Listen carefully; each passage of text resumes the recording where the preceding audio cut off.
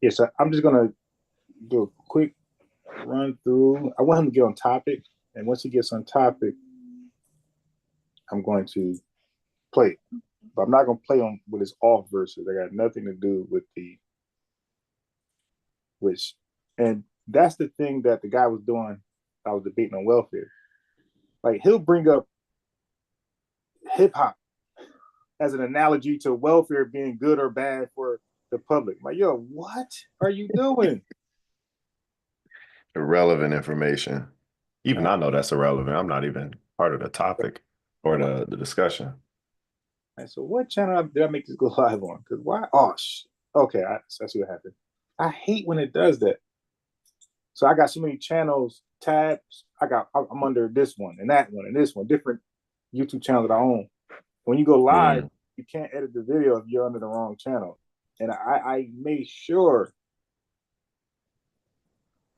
So, but to that point, that's kind of what these guys do. These One West guys. They mention. Oh, all right. Hey, They bro, I wonder if I change the view on my side, does it change it for you? do take the view. Let me let me tell me if this changes something for you. Shoot. No? Yeah. What the Bible? Nah. This is that changing? What is it supposed to look like? You don't see any color changes or anything like that? No. Okay. All right. That's just on my view then. That's fine. All right. I'm still trying to.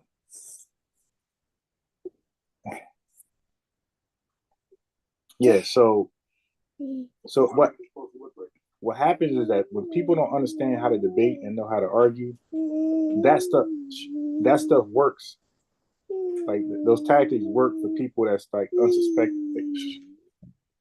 That works for people that don't know how debate goes, right? So when they bring up these crazy analogies, kind of like what Arala was doing, he was going to a whole bunch of different places. See, right. See, right. It's like, yeah, well, you might be correct over there, but that has nothing to do with you being correct over here. And somehow, like, they're able to appear correct because they was correct in these other 10 verses that has nothing to do with the title.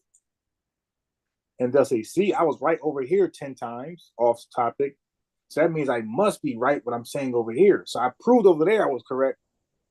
And just based off that, you got to trust me over here. Like that's kind of where they go. That's what the guy was trying to do in the welfare debate. It's like, dude, For some reason, I can't see your share screen. oh yeah, I got it on pause Oh, okay, okay. because I was fixing the title, not the title, the thumbnail. So on Uncommerce, okay, so you can see it now. Okay, there it is. Yeah, I had to fix the okay. All right. Oh yeah, I had this idea. Okay, so let me do this. Let me see if this works. Remote control. Let's see if this works.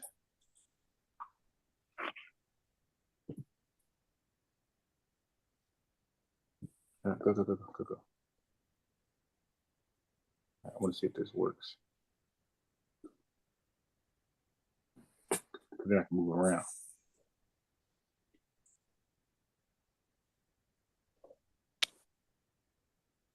Oh yeah, all right. I got it. So you know what I did? I shared my screen right now. My Mac is broke, so I can't. My Mac I could move around with it like an iPad or a phone. But my laptops right now they're like desktops because the battery's like corroded. Because Windows crap. So they're desktop. Oh, When I go live, I can never like. So wherever I position that, I'm just stuck. mm, So what I did just now, but I could do things on the laptop you can't do with an iPad. Like right now, my screen, you can't do that with mm-hmm. an iPad. So it's like, damn. So what I did was I gave my iPad remote control over the laptop. So now my iPad, I can control the screen as though it's the laptop. Anyway, like that's how when I teach chess, that's how I get my kids to move my pieces around on my board. I get the remote control of my desktop. Okay. Anyway, let's go. Hey, can you hear that? What is it? Background noise? No, when I played it live. No, I can't hear anything. If you're playing something, I can't hear it. What about right now? Nope. Oh, okay. I'm not. Let me see. Okay. I know why I wasn't on the screen. Now I am. Okay.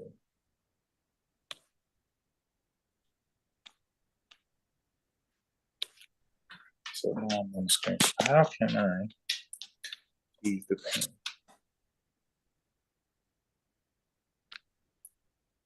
I was playing a video outside of the Zoom.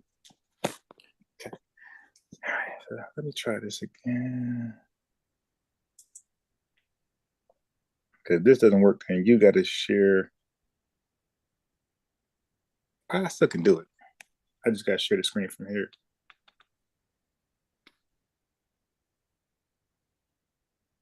Oh.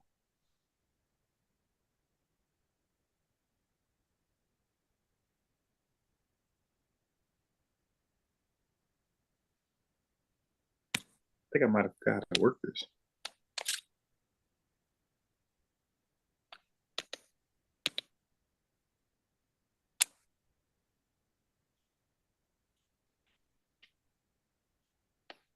I'm gonna go on mute 1 second. Yeah.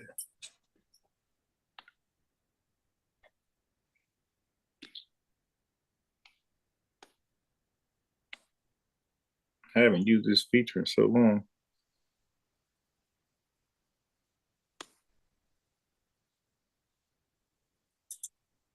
Brand. Okay. All right, so I'm gonna do the easy way then. Because this way ain't gonna happen. Get all the kinks out now before I get started.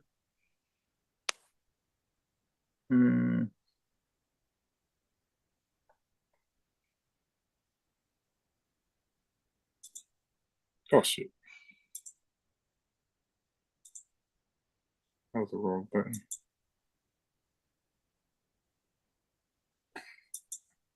Oh, okay, I got it now. There we go. Now I got it.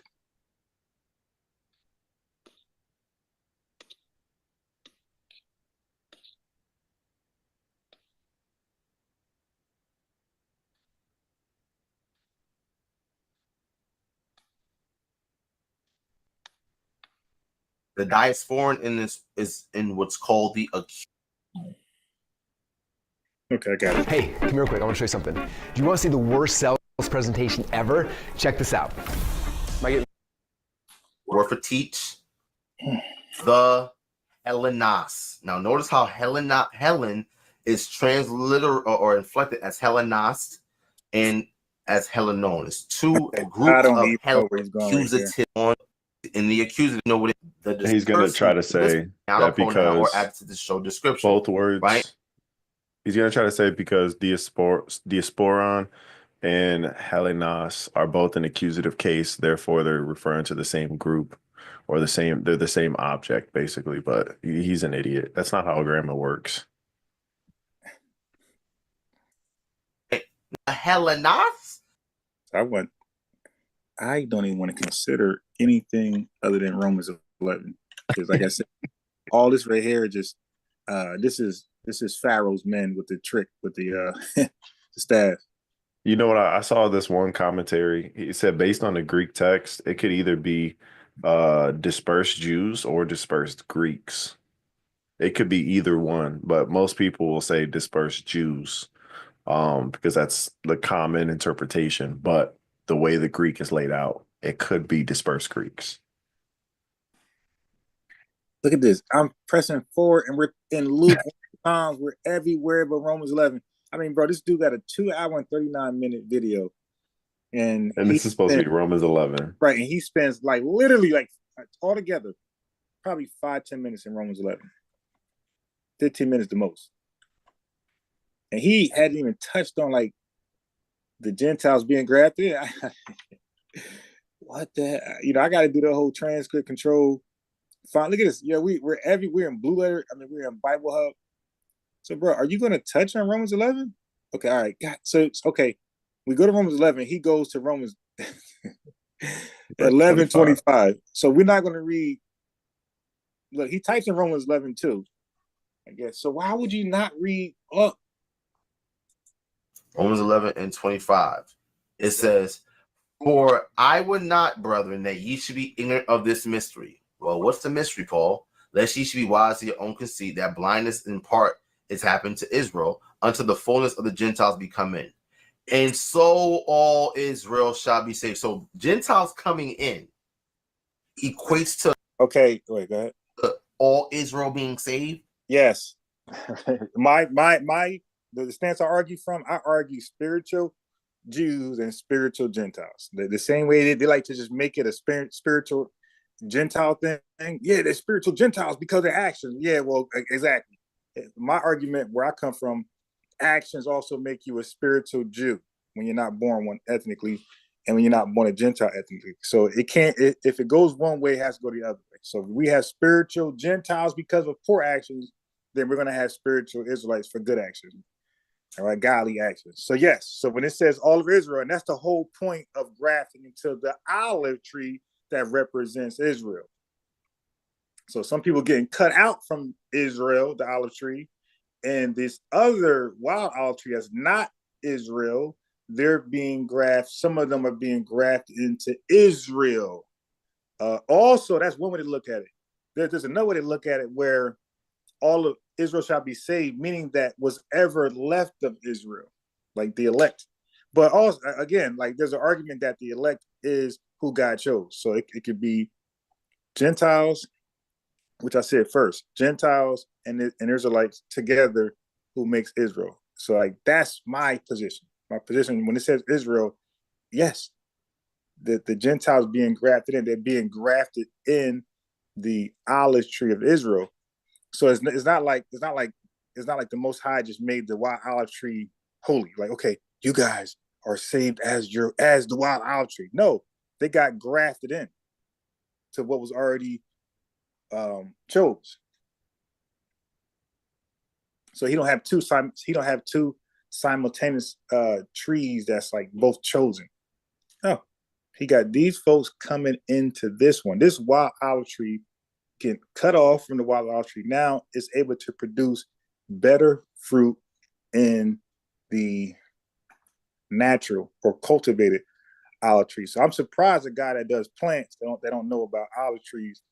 Like to me, that's just like really ironic. Like you would think he would know that a wild olive tree is a total separate tree than a olive tree, right? The difference is one is cultivated, one is not. So when God gave Israel laws and covenants, that he's cultivating them, and everybody else he's leaving to be wild. That's why they call wild, because God didn't cultivate them. The Most High didn't cultivate them. So they're wild. They're left alone to fend for themselves and figure out life by themselves. That's why they have all these wild gods, right? These pagan gods, because they're trying to figure out life for themselves, and the decisions is piss poor and primitive. So with a real olive tree that's uncultivated, you can actually graft it into a real. Oh, by the way, the fruit that an olive tree bear, obviously we got olive oil, right, and different products that come from a cultivated olive tree. But a wild olive tree that grows in the Rocky Mountains and left alone, it doesn't produce fruit that's like for human consumption, and it's not even oily. It don't produce good oil, and it's bitter and it's hard. It's hard, and everything about it is just not for human consumption. But that same wild olive tree that's not cultivated for human consumption, if you graft it in to an olive tree, a cultivated olive tree, it produces edible fruit for human consumption. That's simple. So that's real life. That's like not even biblical. This is real life. How you can do this wild olive tree that's not made for human consumption because it was left uncultivated. If you graft it in to a cultivated olive tree, and by the way, there's a difference in size too. A wild olive tree is like half the size of a cultivated olive tree, and the fruit it bears is smaller, and it looks like way rougher than a natural olive tree or cultivated one. So, and it's just that simple. So it's about producing fruit. The Bible gives analogies about producing fruit. So why olive trees don't produce good fruit. So by themselves, they'll never meet the requirements of the Most High. So it's only when they're guided and cultivated now and grafted in, now they can produce fruit that meets the requirement of the Most High. It's just that simple. Nothing more complex about that. So let's go ahead and go. I don't know why I don't just tackle the hard part for him. What does that mean? That these Gentiles that Paul's writing to are Israelites. Very, very simple, plain to understand. Right? If x plus 0 equals 1, then x equals 1. All right. These are bad analogies, man. These are false equivalences. Like, that makes no sense. Math is absolute. There's no context in math. It's either correct or it's not. Okay, move. Because math is absolute. What we're studying is based off interpretations, context. Some parts can be subjective, and that's why we're debating. Like, who debates math? Wow, look at this. 94% of people believe company culture is important. Jew plus Gentile.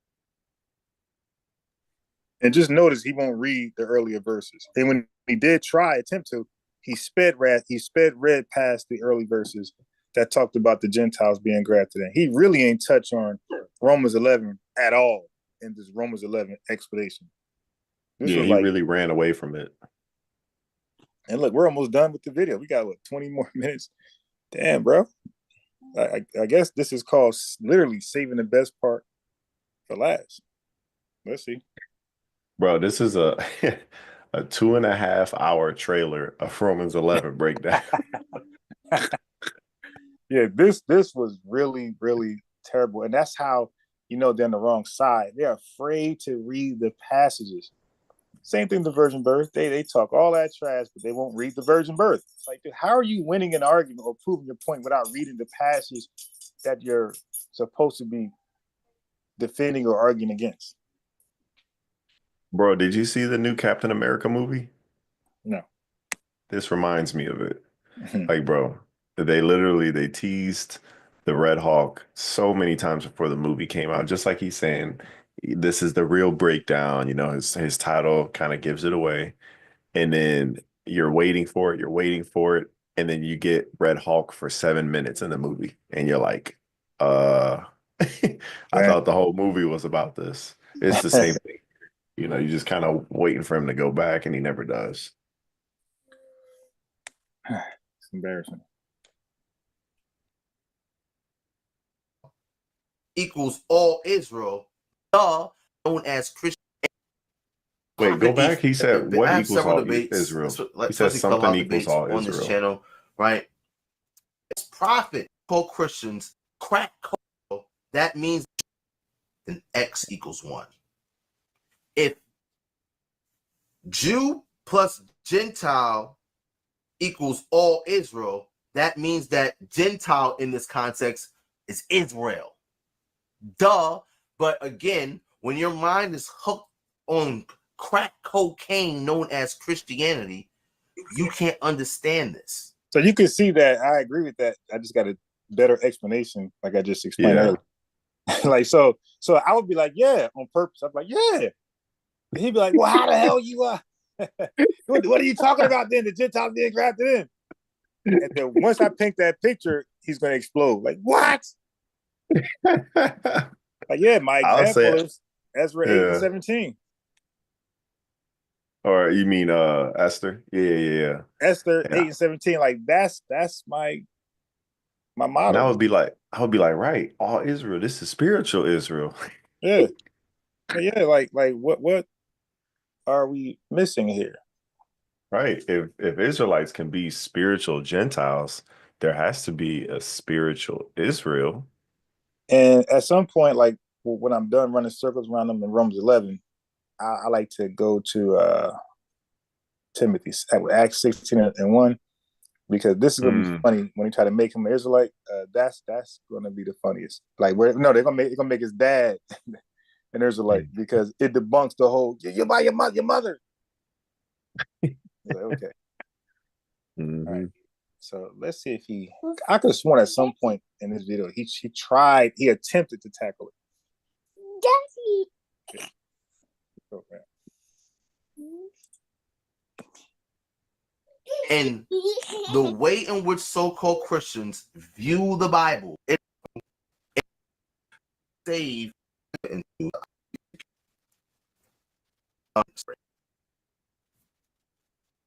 against the whole family. Your her little rivers unto all the trees of the field. All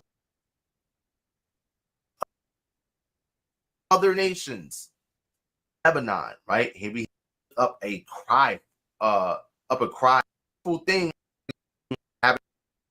because that were in the garden of God envied him. I could work Our with Jeremiah little 11. Trees envying other trees is the chest, because they run to Jeremiah 11 a lot to like counter Romans 11. So I could work with this right here. See, now he's going into his bag, like his arguments, right? So we can at least address something. Yeah, it took forever. And damn, I would love to just see Romans 11 breakdown. What's this in Ezekiel 31 that he's at? I don't even know. He has chestnut tree highlighted. down the street envying the walnut tree down the street. No, is an oak tree literally envying a literal palm tree? No, that's stupid. Again, trees represent nations. Okay, there we go. He had highlighted envied him. I'm just trying to see, go back a little bit. I want to see his point on why he highlighted envied him in verse. All right. What was it, like 8 or 9 or something? Okay, we gotta wait. What is that?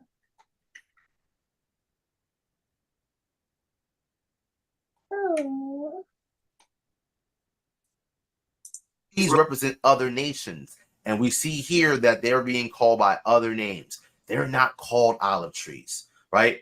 It says that were in the garden of God envied him. Are literal trees envying other trees? Is the chestnut tree down the street? Yeah, let's get past that. I don't know where you're going right there. Bro, what? It's dumb. All right. Yeah, that's just dumb. Just put this to bed, right? It says, then shall the cities of Judah and inhabitants of Jerusalem go and cry unto the gods, unto whom they offer incense, but they shall not save them at all in the time of their trouble. For according to the number of the cities were thy gods. So as many cities as we had in Judah, we had gods, right? Niggas was worshiping all other gods, right? It says, "O Judah, and according to the number of the streets of Jerusalem, have you set up altars to that shameful thing, even altars to burn incense unto Baal. Therefore, pray not thou for this people, neither lift up a cry or prayer for them, for I will not hear them in the time that they cry unto me for their trouble." Right? It says, "What hath my beloved to do in mine house, seeing she have wrought lewdness with many, and the holy flesh is passed from thee? When thou doest evil, then thou rejoicest." Again, we were sacrificing our children unto idols, doing all type of wickedness, right? We read in the history, right, that we had groves essentially on every corner. And if you understand what a grove is, it's the Asherah grove, which is a temple for the worship of the Canaanite deity Asherah, right, which was a fertility goddess, right? And in these groves, you would have a stage. Everyone else is doing the same thing: rote memorization. They'll tell you it's more than that, but it's all just right? With a pole where the temple. Let me stop these commercials. All right. Let me stop these commercials. That is starting to get too annoying. All right, let me stop these commercials. You got to pay to stop them? Yeah, but I already got a YouTube account that paid to stop them. Native Americans here in America, Babylon the Great. So let me just catch myself back up. So where was I? Okay, 226. Yeah, let me just bump this one up. All right, no more commercials. Hey man, freaking end of the video. He's finally getting into something. All right. Okay, so he look at this is gonna be so hilarious. He do the Dollar Tree thing. Is passed from thee. Now, this is one of their strong talking points to that they bring up a lot to challenge Romans 11. They go to Jeremiah 11 a lot. It's gonna be hilarious. When thou doest evil, then thou rejoicest. Again, we were sacrificing our children unto idols, doing all type of wickedness, right? We read in the history, right, that we had groves essentially on every corner. And if you understand what a grove is, it's an Asherah grove, which is a temple for the worship of the Canaanite deity, right? All throughout the world as employees. It was to say, with the noise of a great tumult, he hath kindled fire upon it, and the branches of it are fair, and of thy name. A green. We was doing the same wicked stuff back then, right? It goes on to say, verse 16, the Lord called thy name, a green olive tree, fair and of goodly fruit, with the noise of a great tumult, he hath kindled fire upon it, and the branches of it are broken. This is what Paul is talking about. Okay. Let me see. All right, so this guy is a certified idiot, but let's keep going. He got one more verse to read, and I'm gonna cook him. So Paulie talking about, well, this tree is the tree, one of those trees in Romans 11. One of them. Right. Where's the other one? Isn't this tree all of Israel? Right. Where's the other tree? So who are those folks then? If this tree represents all of Israel, right? What tree does the other? He said himself that a tree is a nation, and right here, I'm gonna let him keep reading, but we'll go into it in a minute. This guy. The branches are broken, right? For the Lord of hosts that planted thee have pronounced evil against thee, for the evil of the house of Israel and of the house of Judah, which they have done against themselves to provoke me to anger and offering incense unto Baal. So again, we see that Israel is being called an olive tree, right? Let's go to Hosea chapter 11, and we go to Hosea 14. Hosea 11 and 3, right?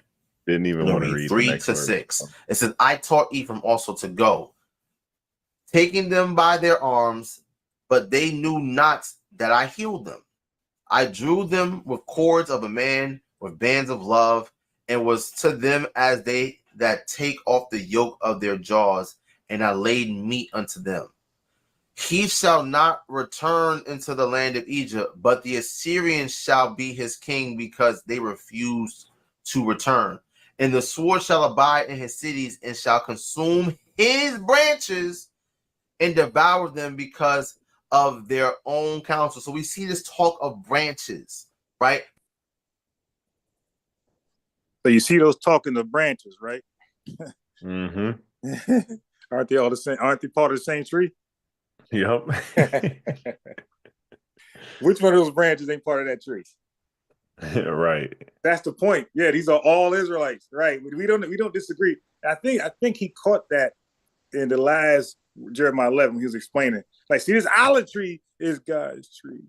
Damn, that's what they're saying. I thought I was saying something different. Notice it said it bears fruit. The wild olive tree doesn't bear any fruit. Right. Yeah, so that's why I say the tactic that most people go and do. I'm so smart, watch this. That's not going to work because they're going to either mute you once they realize where you're going. So it's all about the art of war, man. And like that's all I be trying to tell you guys. It's the art of war. And I choose chess tactics to get my point across. So they're hit, they boot bop, wop, wop, wop. Hey, hold on. Don't turn that up.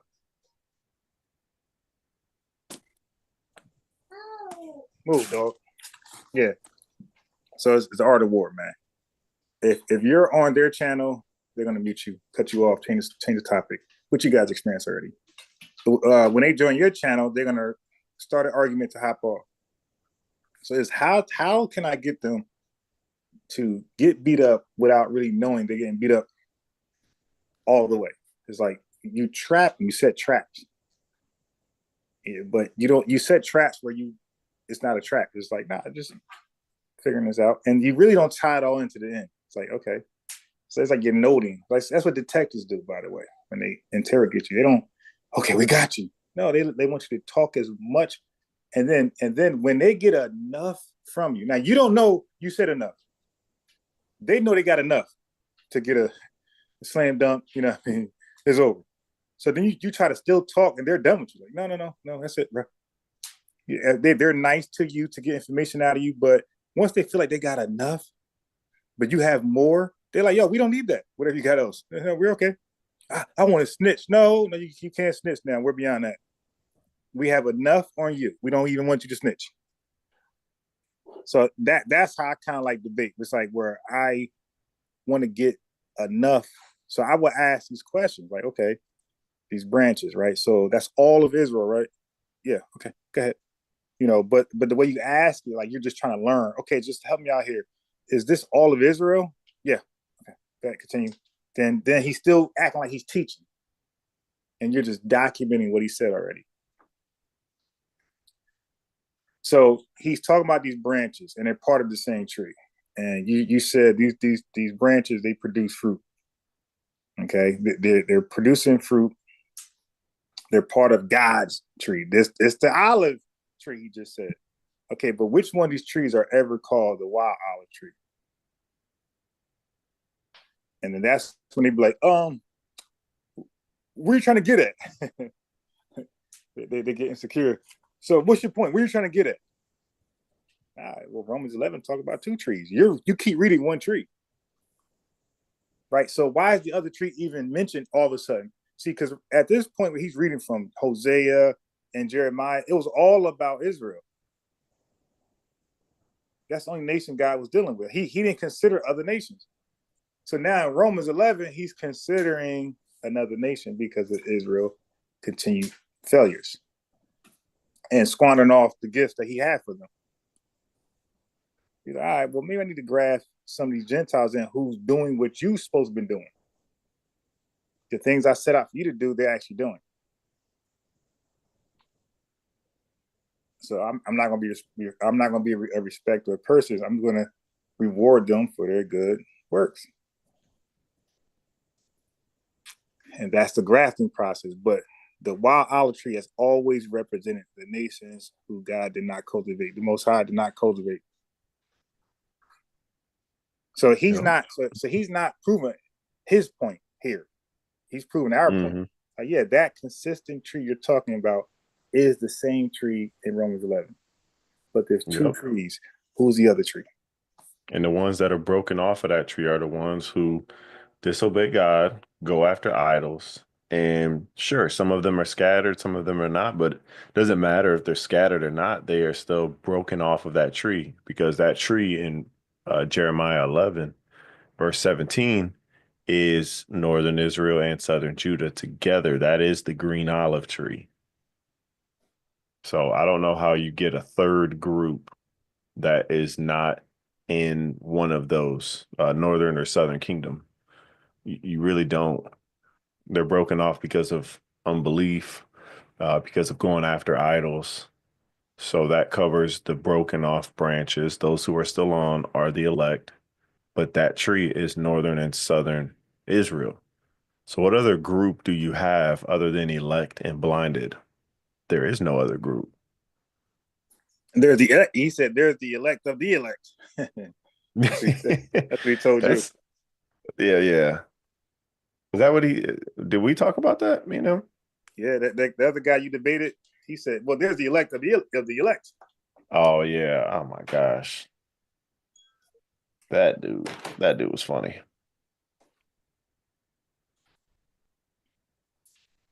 The called out of the called out. All right, so let me. Okay, so because we are our own tree.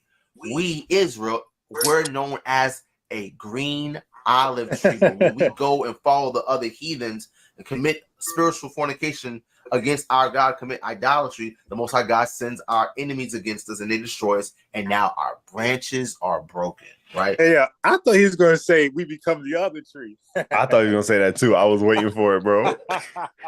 Yeah, it's like he would need to say that. It's like, dude, so you're just going to let us win like that? Yeah. Like he said, we are those broken branches. Yes, you are the broken branches that's no longer attached to the olive tree, which Paul was talking about. Yes, I mean, so where we disagree at? Right. And you know what you could say too, when they ask who is the root, because they will ask that. I don't care about that. No. You could give a good answer that could set him up. Like seriously, you could say, well, we know Christ is the root, but I would say here is Abraham, right? If you say Abraham and there's two different trees, one, they have to point that out. Okay, yeah, there's two different trees. Okay, what's the root of this wild olive tree? And if they say Abraham, then you can say, well, trees have two separate roots. So what's the root of this tree? And it'll just go off from there and just let them kind of go on a diatribe. Yeah. It'll sound so dumb. Whatever they come up with. Now I would do that afterwards, but when I'm on that neck, I'm not letting go. All right. I'm going to stay right there. Like a lion gets one of these zebras, I'm staying right there. I don't want them to even, because when they're locked up and they're getting embarrassed, they want you to ask that question. So that can be like, man, you sound dumb. I'm getting off here. I don't want that. I don't want to confuse them. I don't want no separate points. I got them. And then when I exhaust it, then I can entertain something else. But I want to stay where I'm at. I don't want no excuses, no rabbit hole. Let's stay right here. No, man, what you talking about? It could be one root. Man, that's just your opinion. No, I ain't doing that. Let's stay right here. All right, so we have Hosea. Now let's go to Hosea 14. Hosea 14 and verse 4 through 6. Right? It says, I'm sorry, I'm just starting from the top. It says, O Israel, return unto the Lord thy roots into, so will assure us, we will not hands, I will heal their backsliding. I will love them freely. For he shall grow, his branches shall spread, and forth his roots as Lebanon. His branches shall spread, and his beauty shall be as the olive tree, and his smell as Lebanon. So again, Israel is only ever called an olive tree. He's just proving our point. I thought he was going to talk about the wild olive tree at this point, bro. Yeah, he just furthering the point. Damn, dude. So there's only one tree of Israel. I got it. Right. Thank you. So what is this even talking about? Oh, Israel, return to the Lord, for thou hast fallen by thy iniquity. Words take away our iniquity. Boom. Asher shall not save us. We will not ride upon horses, neither will we save any more to the work of our hands. Yea, ye are our gods, for in thee the fathers of mercy. Black sign, blah, blah, blah. He shall grow as the lily and cast forth his roots as Lebanon. His branches shall spread, and his beauty shall be as the olive tree, and his smell as Lebanon. Okay, yeah. So Israel is the olive tree. We don't have it. Yeah. See, this is the thing that they do. Like, they deal with the virgin birth. You guys believe Mary had sex with an angel. Bro, when have you ever heard us say this? Mm-hmm. And it's like, when have you ever heard us say Israel's not getting saved? And when have you ever heard us say the olive tree is not Israel? Not once. I think honestly, I know I'm gonna take it real elementary. We're gonna read Romans 11, and I'm gonna say how many trees are in here. We're gonna start real basic. Real basic. How many trees? What you talking about? How many trees? There's a bunch of them, but it doesn't focus on two. Yes. So somebody, some woman named Shebrew sent this dude a $50 donation and said, "Great teaching." I saw that. Did you see like, my comments? Nah. Oh, I just got my comments on there.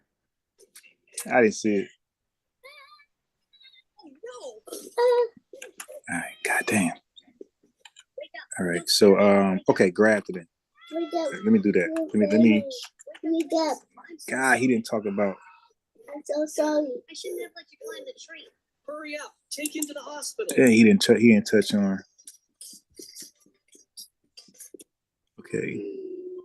All right. Where's my son? I heard my son came in here. What's wrong with him? All right, so let's see right here. He was in the emergency room. He fell while taking the balloon. But here we are in Romans the 11th chapter, right? And look at the header.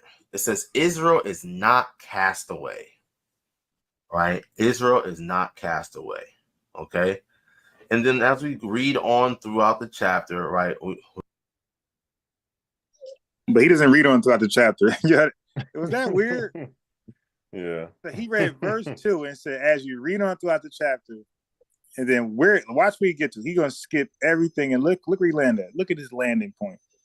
Look where he landed his plane. We're gonna hear about branches being broken off. We're gonna hear about it. We're not gonna read about it. We're gonna hear about this. Being grafted, things of that nature. And we're gonna dive into grafting, right? In a bit. Shalom, Sicarii, Orlando, Shalom family, right? Oh yeah, look, I just sent it. And before we get into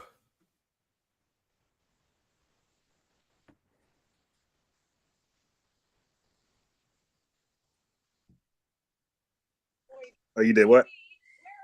I sent the comments I put in your chat. All right. Because I gotta mute this one so I don't get a double echo. So sometimes I talk, I'll be on mute. Oh yeah. I gotta remember to unmute. The actual meat and potatoes of the lessons, we gotta set some things straight, right?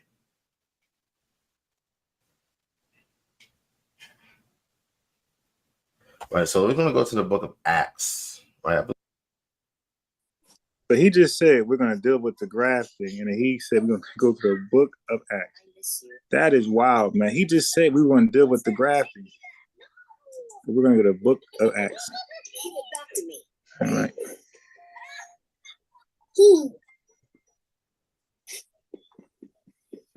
I'm trying to do it. Does he ever read it?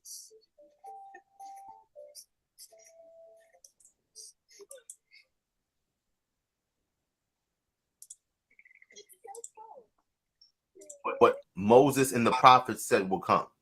When we look at the prophets, there's no place that says that Jesus Christ would die for the heathen, right? There's no place that says that the heathen will be grafted in, all right, or joined unto Israel. It actually says the contrary. It says that they're going to have to learn from Israel, right?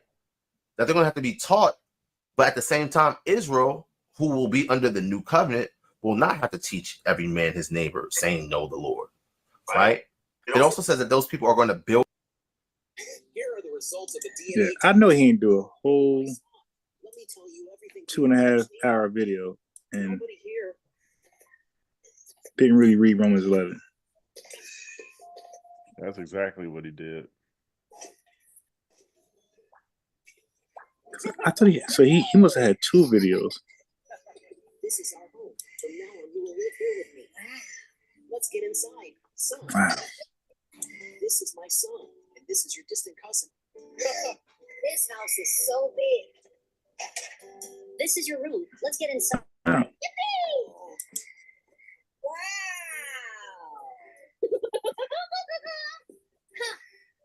Yeah, so he goes back to Romans 8.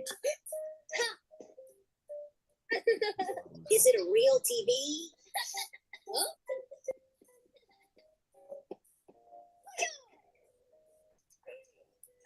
Ooh, what? It's too loud. Yeah. So much good food. So he went to Isaiah. He jumped. God damn. So he went to Romans 8 for a split second and then jumped to Isaiah.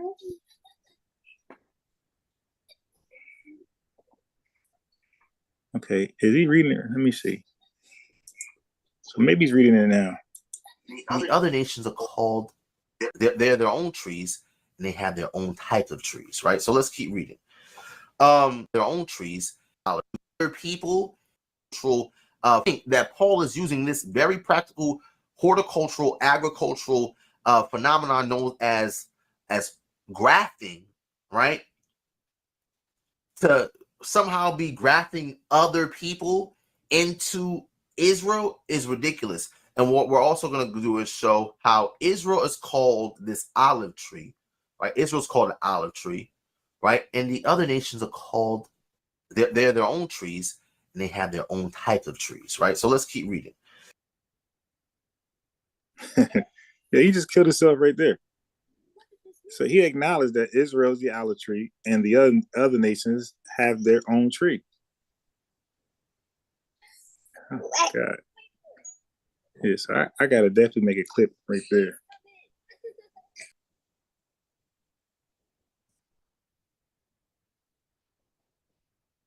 So it says, so are the branches. And if some of the branches be broken off, and thou, being a wild olive tree, wert grafted in among them, and with them partakest the root and the fatness of the olive tree. So the olive tree is important. Now we're getting into the meat and potatoes, right, of this lesson.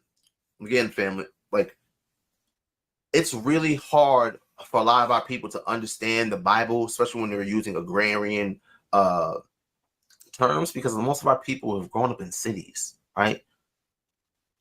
Niggas order DoorDash, all right, and Grubhub.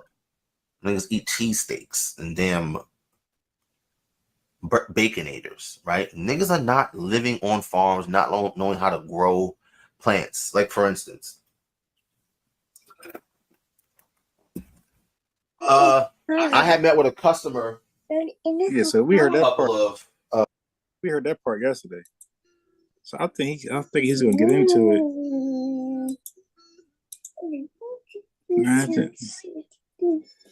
Okay. Wow. Yeah. So he never. Wow. Yeah. So he never did it.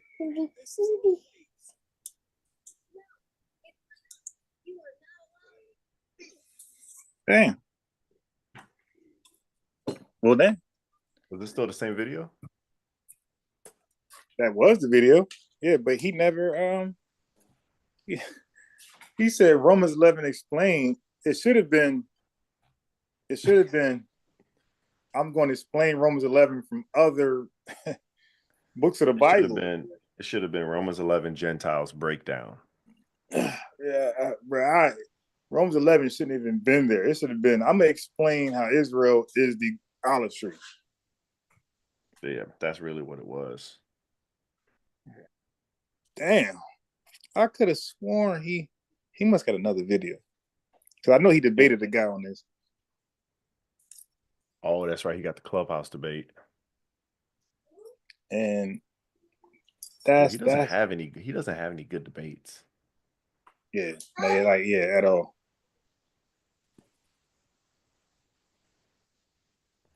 Like, as far as content wise and like back and forth, he's had debates with Jewish folk. I mean, these guys didn't know what they were even talking about. Like, some of them did, some of them didn't. I'm like, bro, why are you conceding? Right. Bro, you know more. They were talking about Hebrew and stuff like that. I'm like, bro, Why are you conceding to try to hold hands? Like, bro, to decimate this dude. This dude is completely wrong. No clue what he's talking about. All right, let me see. Yeah, because I don't even want to do it. IUIC video because like they be the most lost. Yeah, yep. Bro, the group that I'm in on Facebook, it's like me, Jim Green, Dwayne, Dave, and a few other people. And the one guy from IUIC Top G Israel, that's the name. I forget, I don't know his actual name. That's his TikTok handle. But he always makes videos against like our group. Like if they were out somewhere and he was like, apologists, where y'all at? We on the street corner. Really? Yeah. Yeah, it was funny. Yeah, it looked like IUIC got the most. Oh, I know it was Captain. I got it. Let me go to Captains, yeah. With Holloway. You know what? Shit.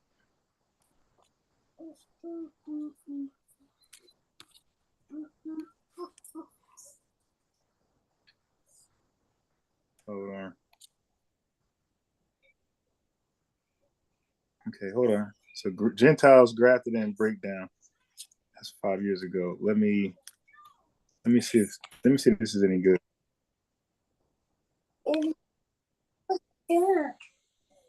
Daddy. Yeah. We'll turn it off. Okay. It's off. All right. Let's see.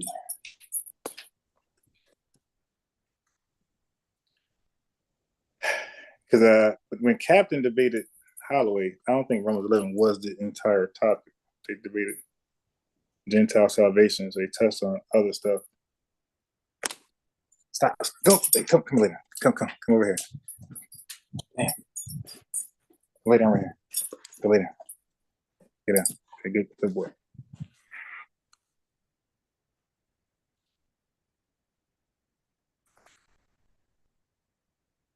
You can see my screen? Let me pull it up. Been working on homework the whole time. No, you're not sharing nothing.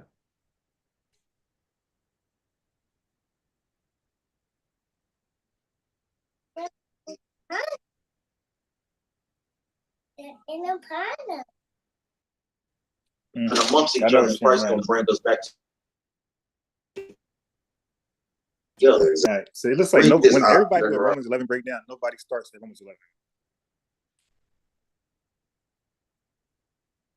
7. Glory, they will lose it to you like merchant. In mixing with the other nations. Yeah, So they can't do them. Verse 19. This is Romans chapter 11, verse 19. Thou wilt say then, Okay, so the branches were broken off. In mixing with the other nations. Because it was like that back before it to you, like we gotta expect that. Look around, a lot of these Hispanics, then we So you know, in that thing though. verse 19. Thou wilt say then, the branches were broken off. They need a new reader. Like you can't get far with a reader like that, man. Like you need somebody that can really read, bro. He can't be. They say then, thou shalt, like no, that's not gonna hit. Might be grafted in. Thou would say then the northern tribe, the branches of the southern tribe were broken off. Then guess what? The northern tribe might be grafted in. Read on. So now they get to decide which Israelites get cut off. All right. So now he said so I guess the northern tribes, they're the wild idolatry, right? That's his angle. The northern tribes are the wild idolatry. So now look, this is the argument I'm looking for. I'm looking for guys who does that one. This is so easy to debunk. Yeah, I could be all of them, but this is the one I really geared my first defense counterattack for. It was this argument. Yep. All right, so I actually got to write these guys. So I got to write these guys like, hey man, I was a little confused on some things. Well, because of unbelief, They were broken off. Well, because the southern tribe of the scribes and Pharisees didn't believe in Christ. They stumbled at Christ. They were broken off. We don't know. And the only way you can, and that lets you know also that them being broken off lets you know that's not the other nation. Okay, hold on. Right. They have to have been a part of that tree first. And if they were broken off, that means nobody argues that though. These guys, that's the other nation. We know that this tree is Israel. But your problem is that you're saying the southern tribes are being broken off because of lack of belief. But aren't the northern tribes already separate because of lack of belief? So how are you trading off the lack of belief for the lack of belief? Yeah, your lack of belief is stronger than theirs. So I'm gonna do a trade right here. Like this is some Pokemon trading cards. So like this is already falling apart. So the northern, okay, so bro, why are the northern tribes no longer part of that tree? Because they don't believe. All right. So now the southern tribes are being cut off because they don't believe, right? Okay, so why is the northern tribe being grafted back in? Because they don't believe. Like they should form their own tree. Why are they going back in as like? And that's It something. doesn't make any sense. If unbelief is the reason for them being broken off, and they said the southern kingdom is being broken off. Yeah. Yeah, that just okay. Let me find somebody better. Okay, let's see what we got here.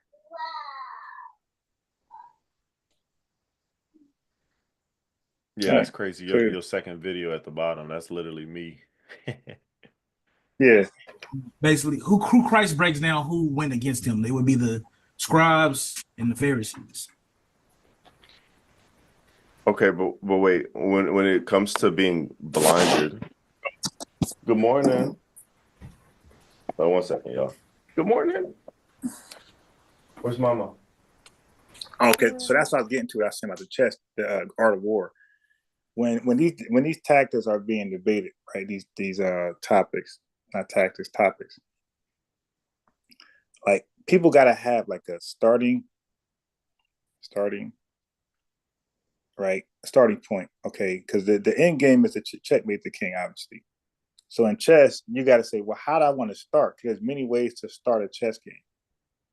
All right. So how do I want? So you got to choose an opening, a style, like a kung fu style.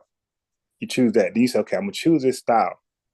Okay, but to get to where I got to get to the checkmate, that's the middle game.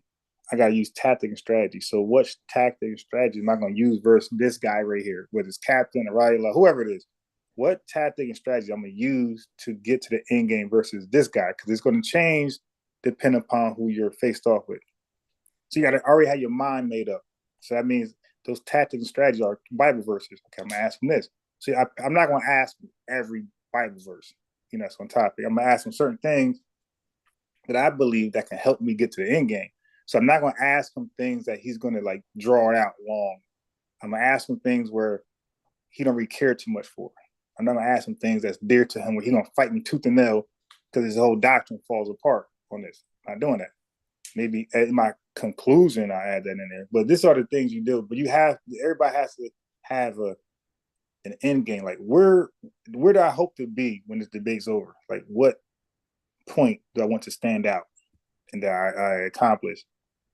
When I see debates, we don't have that. We just have, I got you here, I got you here, and debate's over. It's like, okay, what did the audience learn other than you won? Okay, they think you won, but they didn't learn nothing. It's like watching a football game, like a blowout. I watched a blowout, but I didn't really learn. I see you won by 50, but I didn't learn any new moves watching this. So that's the thing. So like when I debate Romans 11, I'm trying to prove a point. Like I'm showing them that it's two separate trees. One is Israel, one is not. And if you're saying one is, we're gonna have a problem. You got to prove that with this Jeremiah 11, Hosea 11, Hosea 14, and all these other weird passages I go to. And I'm just going to agree with you. When you go to the Old Testament, I agree, but that's one tree. Where's the other tree? So now they're like scrambling. So now that's going to deter them from going to different more verses. So like, dude, I'm agreeing that those are all Israel, but Romans 11, they got 2 trees. You're reading 1 tree, 1 tree, 1 tree, 1 tree, 1 tree.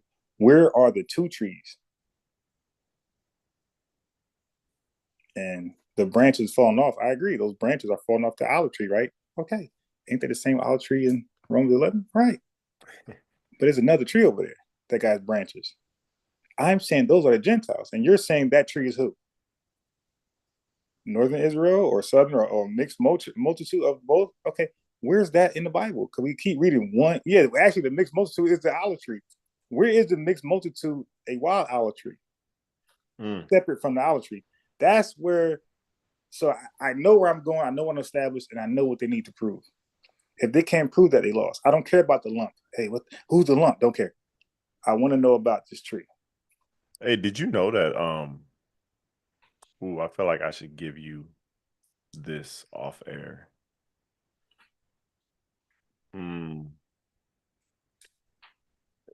Actually, nah. A lot of people use it now. Did you know in Deuteronomy 29, that it says that the strangers that are with Israel, that they're part of the covenant, and then it calls the Abraham, Isaac, and Jacob their fathers as well as the Israelites' fathers. Really? Yeah. I was like, should I not share that? But bro, they freaking Dave, Dwayne, and all them, they be using that a lot. Okay. So I'm sure Yes. he was like, So you know, if they're using it, you know for sure that Genesis is already like trying to figure out a way to get out of that one. So that means that they are aware of it. But like Captain might not be aware of it because Captain be in his own world. Like he's not like the Genesis guys who trying to be up to date on arguments. Captain just in his own world. He just thinks his arguments can be outdated and he's still gonna win because I'm just gonna be witty. I'm just gonna freestyle and figure it out on the spot. Like so he relies on his wittiness. Like I'm just gonna make up something on the fly and hopefully people see it as a sufficient response. Yep. All right, so let me go ahead. Go get. My bad, Tyler Robert. I'm speaking over you, brother. No, you good, man. Okay, go. Wait, close up. Okay. Yeah, close it. Okay. So when it comes to being blinded, and it's speaking about Israel, speaking about there's an election, and then everybody else was blinded. So when it comes to being blinded, it's either you see the truth or you're blinded to the truth, right? Yeah. Right, but wait, I gotta back it up.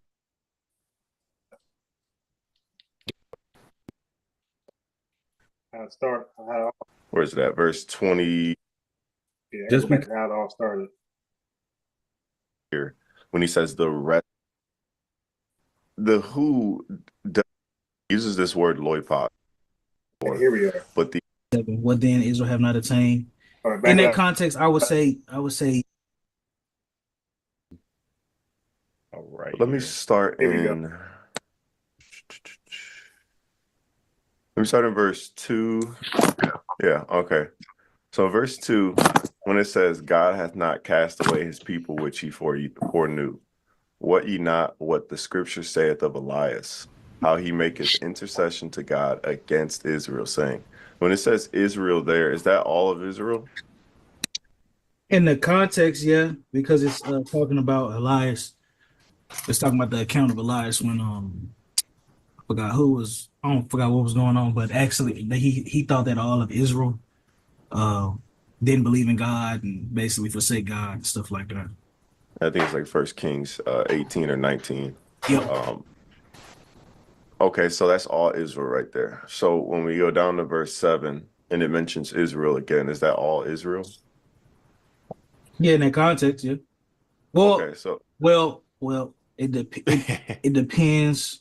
Let me see 7. What then Israel have not attained? He caught on. In that context, I would say yeah.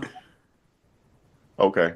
Because we'll read and it says, what then? Israel hath not obtained that which he seeketh for, but the election hath obtained it. So when it says the election hath obtained it, it's speaking about the elect of Israel, right? Of all of Israel.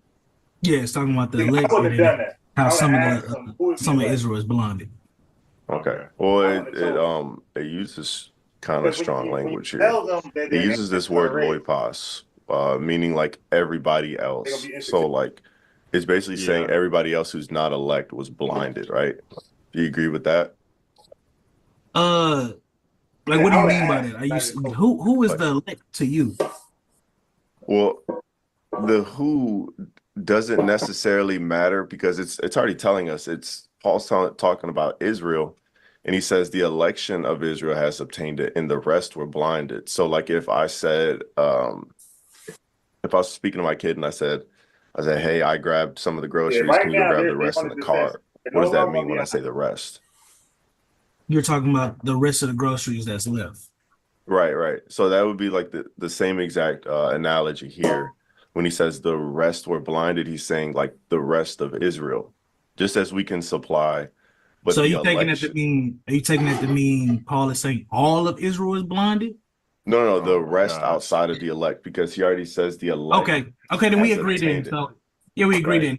The elect of Israel, and then you got the rest of Israel that was blinded. Right. So in a sense, well, not in a sense, Paul is basically saying like this is all of Israel. Israel consists of elect, and everybody else outside of the elect is blinded for the most part. Right. Okay. You got Israel, the elect, and then you got the elect inside of Israel. Right. Okay. Yeah, but I just want to say that just because it's talking about all of Israel here, it doesn't mean in the rest of the chapter it's speaking about other people. I just want to make that very clear because I feel like you're trying to trap us into meaning. I told you. Hey, look, he poisoning the well. Yeah, well, that's because the way you set it up, you showed your hand, like you showed them what you wanted to demonstrate and prove, and they said, "Oh no, not on our channel. You won't do that here." And so they said, "Oh, are you trying to do that? Oh, so we know now where you're coming with." Oh, nah, nope. We thought you were trying to study and learn with us and together grow this thing where we could try to convince you, but we can't convince you. And this is what you're coming with right off the back. Nah, that ain't happening. So we changed our mind. It ain't all of Israel. So now he's gonna start going back. He's talking about all of Israel here. Yeah, we believe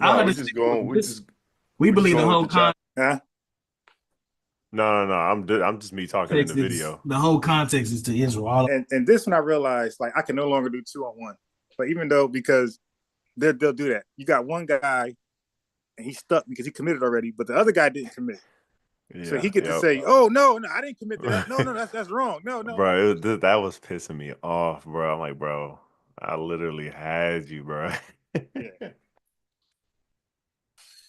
Yeah, so that's why from now on going forward, I'm gonna just do 1v1s, no more, because the other guy poisoned the well. They see where you're going, they bail him out, and they say, "Yeah, my man, he right. Yeah, I'm gonna go with him." Yeah, and then there was like, bro, I should have set up some more rules when the other 4 came on, because bro, it was just I was talking to one, and then another will respond. I was talking, and then another. It's like, bro, another one cussing. You had 4 like, more? Virgin birth, we could easily, do that, but this is a little bit different. Yeah. Well, to the virgin birth, they all agree on the same doctrine. This one, depending on who you talking to, they're gonna argue differently. Like, you could talk to 5 different One West guys, and they're gonna have 5 different arguments for you for this. Yeah, it's not as uniform as the virgin birth. I got like 15 more minutes, and I'm about to go to sleep. All right. Wait to the end. Yeah, no, we just going with the chapter. So when it says the rest were blinded, we can equate the blinded with where is it at? Verse 23. Verse 23. I'm trying to look for the broken off branch. Oh, verse 19. That will say, then the branches were broken off that I might be grafted in. So the broken off branches, this would be the blinded Israel, right? I wouldn't say that's the blinded Israel. Not at all. No. So who are the blinded as Paul moves down this chapter? Well, it would be in context. It's talking about basically who Christ basically who Christ breaks down who went against him. They would be the scribes and the Pharisees. Okay, but wait, when it comes to being blinded, good morning. Oh, 1 second, y'all. Good morning. Where's Mama? Go get. My bad, Tyler, if I'm speaking of. Being blinded, and it's speaking about Israel, it's speaking about there's an election, and then everybody else was blinded. So when it comes to being blinded, it's either you see the truth or you're blinded to the truth, right? Yeah. Right, but the elect also includes that grafting in. They will be part of that elect of Israel as well. So the kept tree isn't the elect, and then the wild olive tree is now somebody else outside of the elect. Most people are too lazy to do this, but it saves homeowners a fortune. I've worked in construction for 20 years now, and it shocks me how many people pay a fortune to upgrade their gutters when they're a certain. No. That's why I said I feel like you're trying to move us in a position to where this is talking about all Israel, and then the rest were blinded with those who were broken off. Therefore, the kept olive tree is the elect, and then the rest were blinded was the branches broken off, and then it's, well, now let's talk about this wild olive tree. It must be somebody else. No, the wild olive tree that's grafted in is part of that. You know what's crazy? The wild olive tree. He sees exactly what the Bible is saying, and he's rejecting it. Dang. Bro, I got to clip that, bro. Oh my goodness. Bro, he is literally repeating, exactly what I'm going to go over very simply. And it's like, and you reject this? It's straight in the Bible, straight in what we're reading right here. So you're saying that these Gentiles are also blinded, but it doesn't say that they were broken off.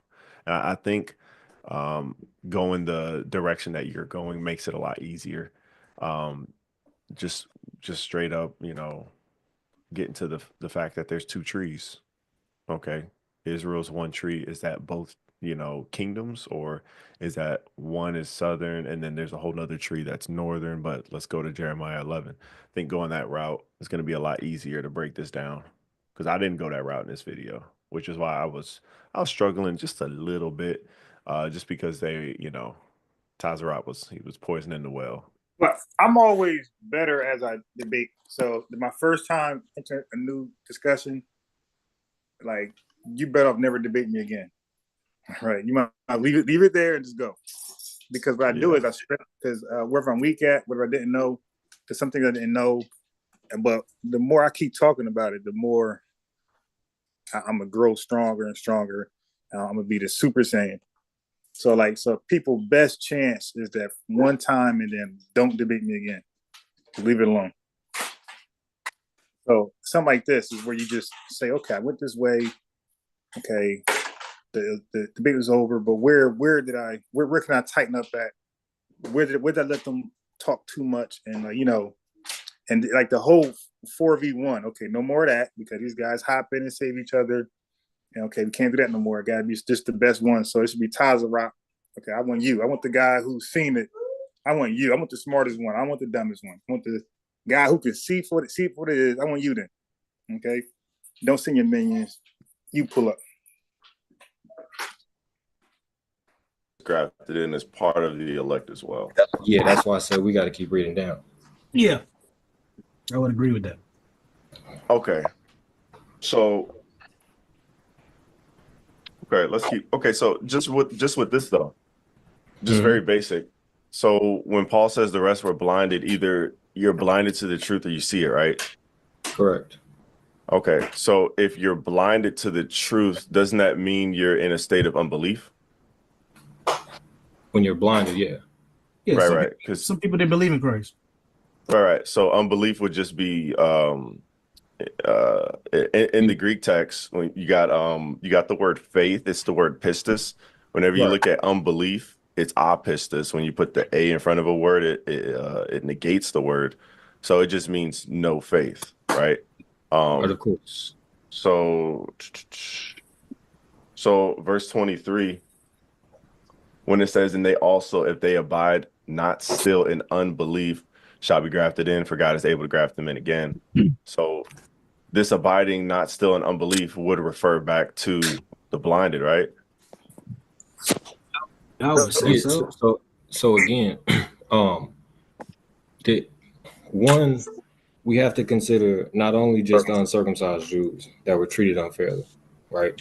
But we also have to consider the northern kingdom, which is also not around at this time in the majority, right? So it's not just in this time, now other people are grafted in, as in other nations.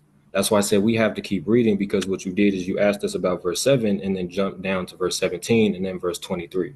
That's what y'all do. No, we got to keep reading to get the context so that way we can properly understand the whole chapter and not just take two verses. That's why I said at first we got to keep reading, because verse 11 speaks about it. Okay, you want to go ahead and read verse 11? Is this big enough on my screen? Yeah, I want to start on. We can see it. We can see it. Okay.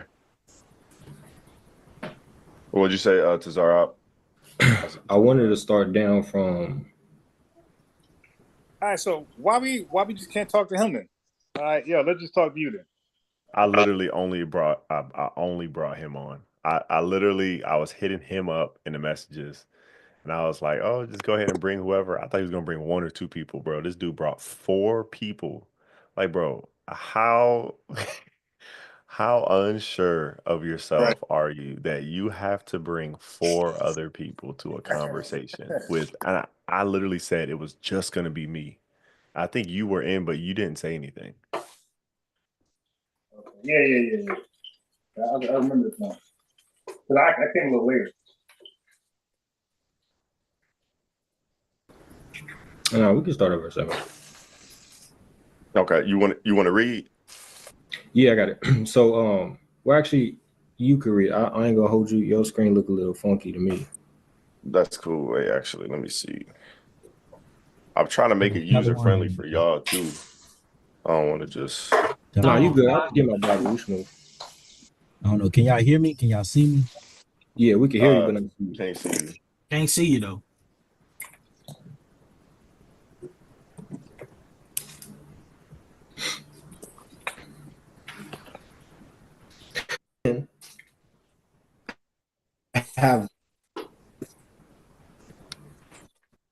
Have they fallen? Have they fallen out of God's grace completely? And he says, no, God forbid. But rather, through their fall is come unto salvation is come unto the Gentiles, for to provoke them to jealousy. Right. So when it says, have they stumbled that they should fall? When you say fallen from God's grace, what does that look like? Meaning fallen from God's grace. So if they did all fall from God's grace, what would that look like? Meaning God would basically, here's a better illustration of this. Philippians 1, I think verse 6. Paul says in Philippians 1 verse 6, being confident of this very thing, that he which hath begun a good work in you will perform it until the day of Jesus Christ. So once God starts performing a good work in you, it's not like he's just going to stop and put you down like a project that's going to sit on the shelf and never get completed. You got to endure it to the end, basically. Right. So what does that word fall mean right there? See, now, I don't know what y'all doing right now. Y'all doing a little measuring contest. But dude, let me just finish the verses, bro, because I think you're trying to stop me from just reading you guys wanted context, now you want definitions, my opinion on things. Let me just read the context. You wanted context, let me just read the context. We could come back to all this later. Let me just read the context first. Now, what does fall mean? What does worm mean? What does air mean? See, I don't know. I don't do all that. Hey, I'm biased. I'm about to log off, man. I'm getting sleepy over here. Yeah, you feel like me last night. You do, for real, man. I'm starting to not focus. Yeah, that was me last night. Yeah. But hey, you going live later? Yeah, I'm gonna play a little more of this though. Okay. All right. Hey, I'll catch you later, man. All right. All right, shalom. What do you mean? You want to look at the definition? We can look it up. Yeah. Hi, I'm Brad Johnson, the Senior Director of Design here at Kizik, and I'm here to talk to you about hands-free tech. The two tech... How's that look? How does they fall from God's grace? How does that look to you? Bro, I don't care, bro. Everything is so small I'm today. always trying to figure out who's this tree. Who's getting grafted in there? Okay, that's better. Because that's my personal assessment. Okay, to move with relativity or relative rapidity in a downward direction, fall the passive of the idea conveyed in I'm not doing all that. From a higher point. Yeah, it's basically in the same sense that you think of falling, it just means to go in a downward direction. So from what? What the direction that they're coming from? Oh my God. What is that? You tell me. I don't want to put anything their position on earth, right? How God treats them other than other people. So it says, have they stumbled? What does that word stumbled mean? Can we go into that word stumbled? Yeah, sure. All right, see, I'm not doing those games right there. So what does fall mean? What does stumble mean? What are we doing, bro? Okay, hold up. Stumbled. What does everything mean on the ocean? Going swimming, better not go without me. Okay, stumble, to lose one's footing. Basically how we think of stumbling, right? So the walk in life is halted in a sense. So have they sinned? Because go back to it, because it said sin and misdeed. Yeah, I'm not doing that. Where are you looking at that word stumbled. Yeah. So it says footing, stumble, scroll down. Mm-hmm. But then it says we commit many sins, right? To experience disaster, be ruined. Yeah, that looks weird. I ain't gonna hold you. Hold on. Yeah, it's in Greek too, so yeah. It's just the way it's like kind of just put on there. It's confusing. Hold on, let me pull it up on my phone. Straight. Right, so yeah, so it means to cause one to stumble or fall, to stumble, to err, make a mistake, to sin, to fall into misery, become wretched. So have they broken the covenant that they made with God, that they should fall from a higher place to a lower place? Is that what's going on in verse 11? Yeah. Okay, so when you say that these non-Israelites are grafted in, does that mean that Israel has lost part of their promises to where now it is now open up to everybody? Because I watched your videos, and in one of your videos, you said that along those lines, not word for word. Well, I was talking about when I spoke about new heavens and new earth. No, you mentioned that later, but it was before that. Yeah, I don't remember the exact thing I said. But say that one more time, because I don't think I heard you clearly. Okay, so this is saying, have they sinned that they should fall from a higher place to a lower place, lose their authoritative position on earth? And then it says, God forbid. Yeah. What if God forbid? You on let me guess. I'm on mute. No, not you. You talking about me? I was basically asking, are the Israelites on the same level as the Gentiles, right? Up. Yeah, basically that's what I'm getting at. Yeah. Yeah. No, I agree. Some Gentiles, not all Gentiles. Okay, right. Yeah, I get you. So this is saying, God forbid that they lost their position that they've always held. Right. Because of their sin. So then it says, but rather through their fall, salvation is coming to the Gentiles. Why did it say have they stumbled that they should fall? God forbid. But then it said, but through their fall. I thought they did not fall. Okay, what's your point? Right. Here? I'm asking you to break it down. I'm asking you. Well, no, I'm just trying to see where you're going with this, because this doesn't really. So exactly, I was like, dude, I don't think you have a point. You're just wasting time right now, bro. Because I'm going to read the Gentiles can be grafted in. You're trying to stall it. Yes. You can read your man.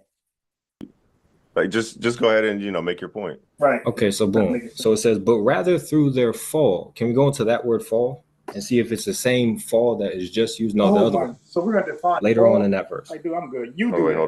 I'm not doing that. Like, okay, I didn't know he was that slow. Yeah, no, it's two different words. This one up here is pipto. Right. And this one down here, this is a noun. So okay, so what is that? So we're gonna focus on the word fall. Paraptoma. Yeah. I don't fall for that. Right. So you actually have So you have two different words here. This is speaking about, coming from a higher place to a lower place, and this is about sin. So the first part of the verse said, have they sinned that they lost their position of their promises, of their covenants, of their authoritative position on earth? And then it says, no, they haven't. God forbid that happens. But then it says, but rather through their sin, salvation is coming to the Gentiles. Isn't that a contradiction from his first statement in the earlier verse? Which verse? The same one early on in the verse. Because he just said just because they sin, that doesn't mean they lose their position. But then he says, but through their sin, they lose their position, and now it's open to everybody? Yeah, no, this is a false dichotomy, like the question itself, because you're just harping so much on this one little verse. So I don't get the relevance of this question to the entirety of the. We're gonna keep reading, but every time I watch the videos, you've never touched on this verse. You smooth went past it, and so I'm trying to get the understanding of this verse. No, you're not. So that way we can go to verse 12 all the way down to verse 26. Okay, so how are we defining this word Gentiles? Again, I'm asking you a question. If you don't know, that's fine. Okay, I don't know. He said in the first portion of the verse, I don't know. have they sinned that they fell from their position? He says no. Okay. But then he says, but through their sin, salvation is now coming to the Gentiles. That would mean that they fell from their position. And now they're equal to non-Israelites. Wait, no. It's not that they fell from their position. It's now Gentiles are being brought up to their position. So you think that because Jews and Gentiles now have the same standing position, that Jews basically go from here to here, but it's no. Gentiles go from here to here. So no, they have not lost their position. So no. They did, because their position was that they're the ruling class of the earth, and now they are not the only ruling class of the earth. Now it's other nations as well. Right, but just as in Israel, there is an elect, and then there is an unbelieving. Okay, so he got Meech in this whole circular debate, because Meech just said he was aware that the buddy knew where Meech was going, and he just disagrees with the Bible, right?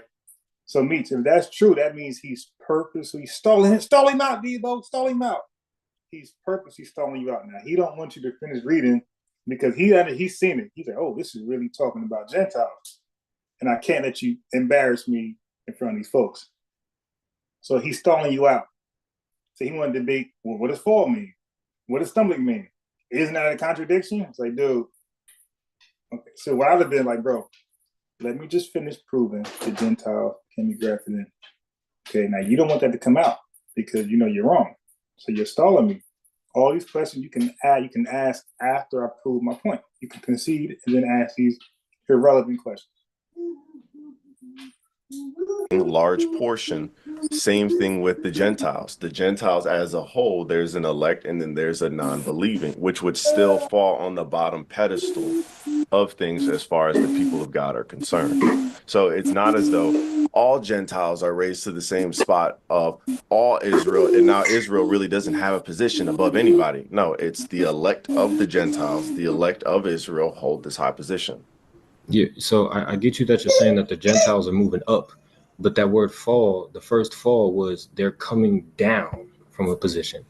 This was the Jews, right? The Israelites. Correct. Right. So you're saying that the Gentiles are coming up, but the word fall means that the Israelites are coming down. Well, no. It's saying, have they stumbled? Have they sinned that they should fall, that they should come down from their position? Right. God forbid. This is exactly what you broke down. God forbid, but rather through their sin, salvation has come unto the Gentiles. There's another word in here that actually shows, when we get to it, I'll point it out. But let's keep reading because I don't see where this is kind of going. It seems like it's kind of going in a circle. Exactly. So let me ask you in verse 11 at the end, when it says, for to provoke them to jealousy, I'm I'm sure you know where this is quoted from. Yeah. Yeah, where's this quoted from? Deuteronomy. Yeah.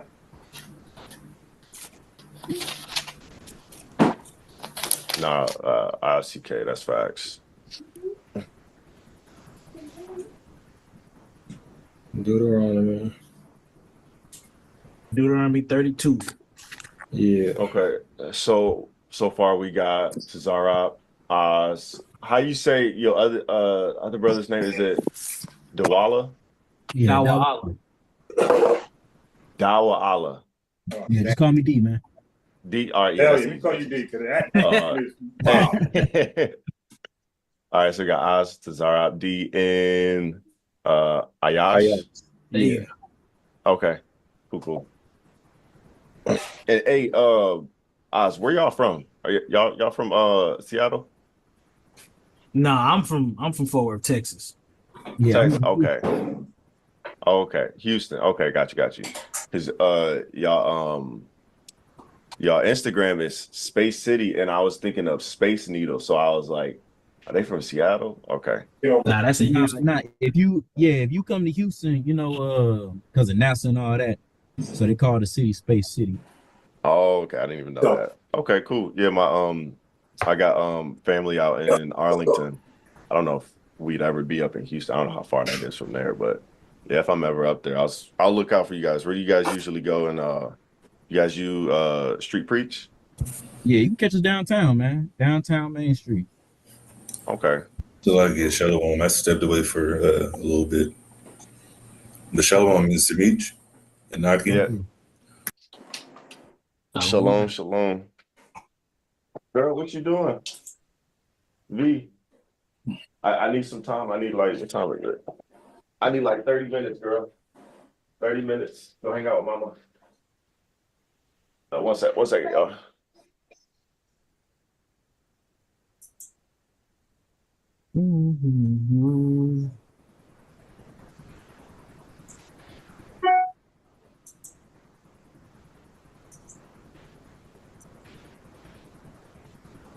All right. Okay. So did you find that reference to Zara? Yeah, Deuteronomy 37:21. Yeah. Okay. So when it says, and I'm reading Deuteronomy 32:21, they have moved me to jealousy with that which is not God. They have provoked me to anger with their vanities, and I will move them to jealousy with those which are not a people. I will provoke them to anger with the foolish nation. So when Israel provoked God to jealousy, were they worshiping God or worshiping another God? They're worshiping other gods. Okay, so when God is going to provoke Israel to jealousy, is he going to provoke them to jealousy with Israel or with another people? Contextually in Romans 11 with Israel. Well, no, I'm asking. I'm asking here though, and back in the Torah where it says this. Yeah. If Israel moved God to jealousy by going after another God, you're saying God's going to provoke Israel to jealousy by going after Israel? Well, the problem that you're having is in the Torah, that's talking about another nation. But the way that Paul is using it, how he's applying scripture, he's using it to talk about the other Israelites. So, okay, so you're saying that it's okay for an apostle to reapply scripture which was meant in a different way? I mean, yeah, why not? Okay. No, I'm just saying because we make the same argument with Romans 9 with Hoshea, but that's another topic. Okay. I mean, it depends, but it just depends on the context of how the person is using the scripture. Okay. All right. So okay. So it depends on whether you like God's gonna provoke Israel to jealousy with Israel here. Yeah. Okay. So right now in Romans 11, from verse 1 down to verse 11 where we're at, has Paul given any indication of northern or southern outside of just saying Israel for all Israel like we agreed in verse 7? He hasn't given like as if he's speaking the northern or southern kingdom, but he is he's given an example of how he's speaking to cast out Israelites. Okay, but that could be both northern and southern. Yeah, it could be either or. Yeah, so it's not really one or the other. It's both unless Paul distinguishes it, right? Now, if you want to get into the nitty gritty, at this time, he will be talking about the Jews that scattered abroad, because the Northern Kingdom at this time, they're in a whole other place right now. Yeah, but they came back at the, around this time. They at least came back to Pentecost. No, sir. No, sir. You don't believe they came to Pentecost? No. All the Jews? I mean, Acts 2 says No, Jews. not all of them, but some of them that were that were from Northern Israel, they came back to Pentecost. If you read the places that they came from, and you go and read about the exile of the Northern Kingdom, it's the same places they were scattered to. Yeah, but the Northern Kingdom is gone. Like at this time, Samaria is ran by Gentiles. So you only got like a sprinkle of Northern Kingdom around at this time. Northern Kingdom was long gone. They're gone. They're lost. That's why they call the lost 10 tribes. So, but didn't you guys say something about the Northern Kingdom? Well, okay, so let me ask this before we even go any further. Who are the Gentiles? The Gentiles are the outcast of Israel. Hold on. Romans 11? Okay, so it's not going to be northern or southern. It's just going to be the outcast of Israel. Wouldn't the outcast of Israel fall under the blinded? Wouldn't the outcast? No. Okay, so okay, the outcast, do they see the truth? Does that mean they're blind? Well, I'm just trying to get, because no, you're asking leading questions based on your ideology, and I just said no. How can Gentiles, whether they didn't have the truth or not know the truth, they weren't in Israel to witness who the world calls Jesus? That's what it's referencing. They're blind because the Jews that were there didn't believe in Jesus. That's the blindness it's talking about. Yeah. Now, the scattered Israelites didn't know anything about anything. They weren't there. They grew up as Greek. So how would they even recognize the truth? I'm just asking because I understand that the ones you're talking about, they haven't seen Christ. But my question is just simple. How can they be blind if they don't even know what's going on? My they never question heard is of him, They don't live in Israel. It's just that simple. But look, so do you see a category outside of seeing the truth and not seeing the truth? That's because the context, sorry guys, but the context is talking about the people that seen Christ.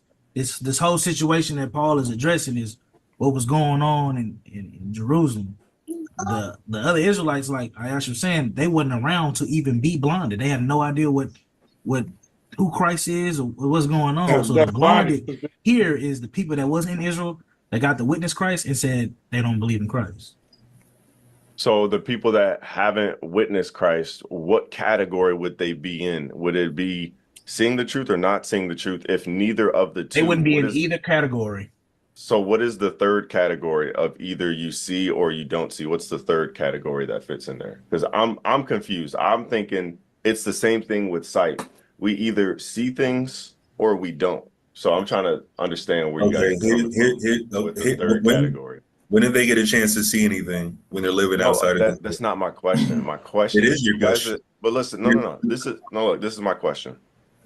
You either see or you don't. That's how I understand it. You either see or you're blinded. You guys are saying no, it's neither. So I'm asking specifically, what is that third category called? If you see or don't see, what's in between that?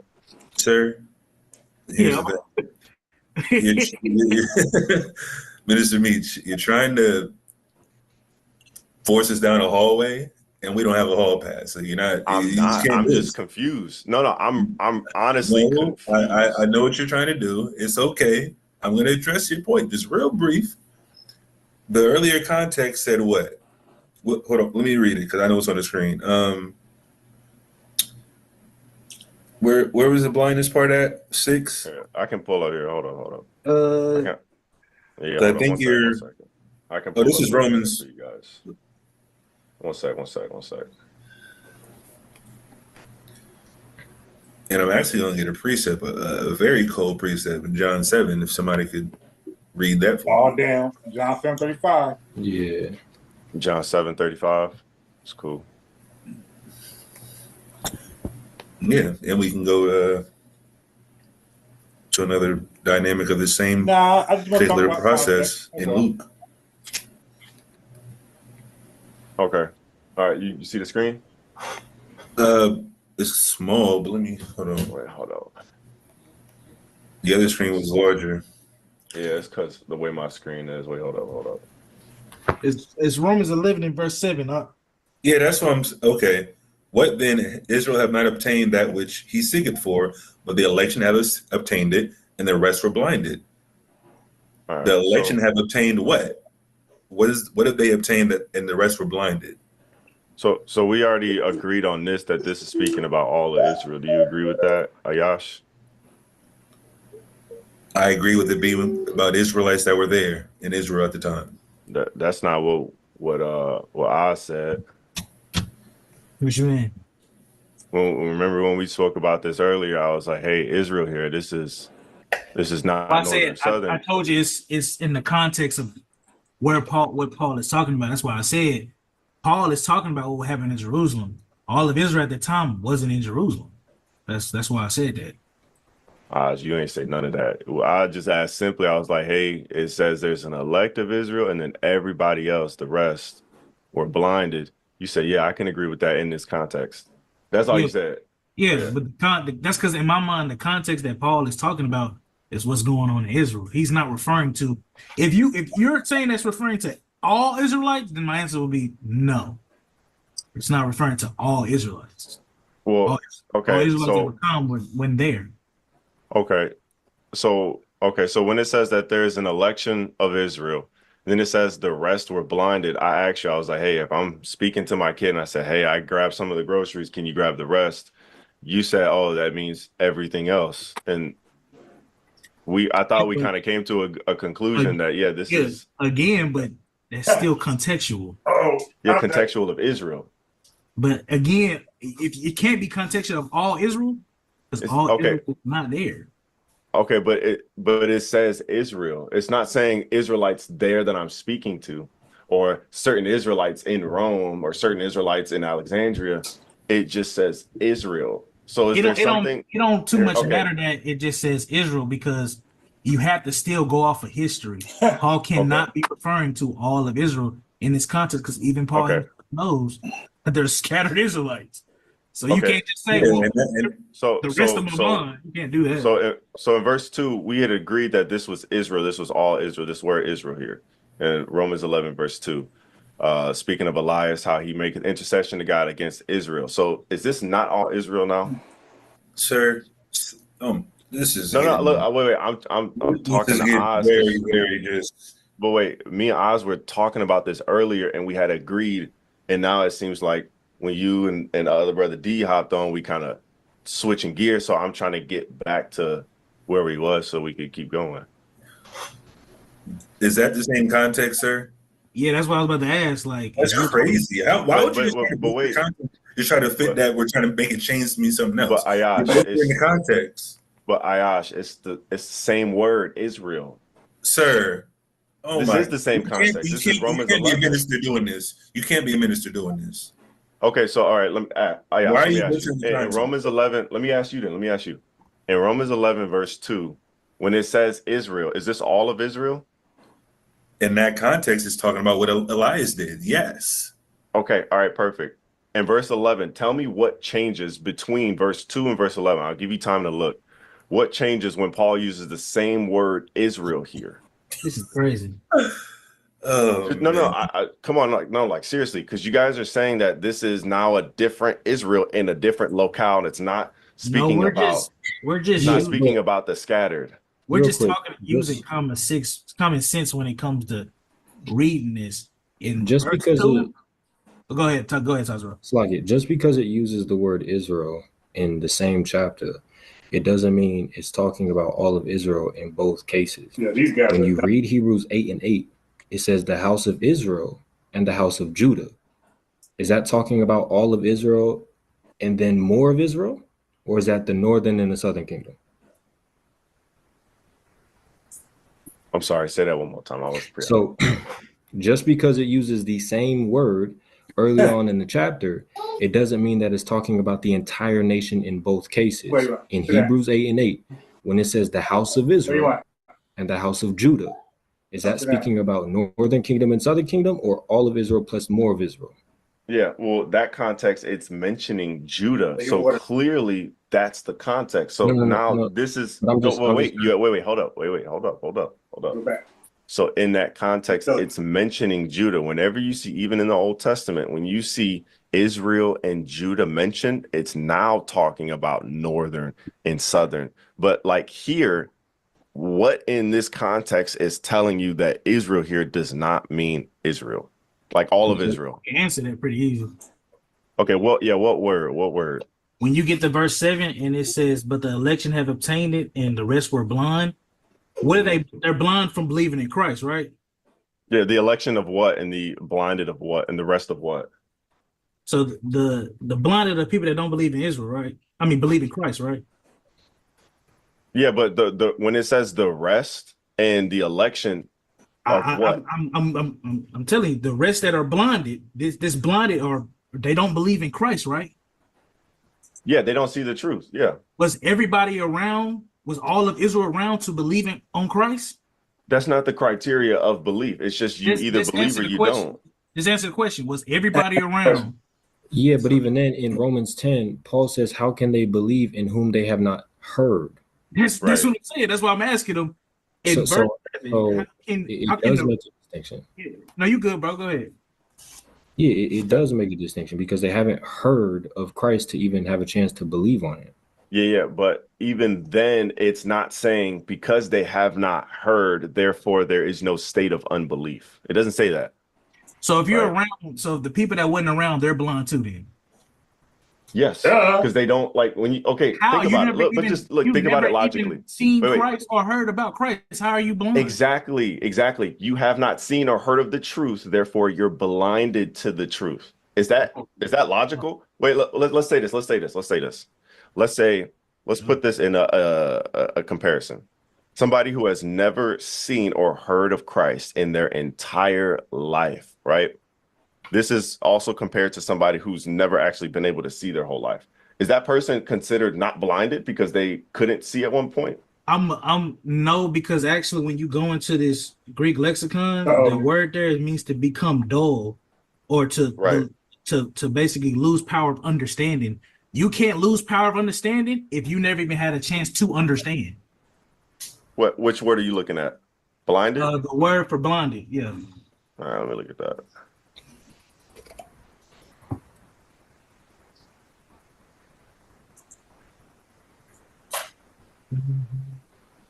Sorry, this is small.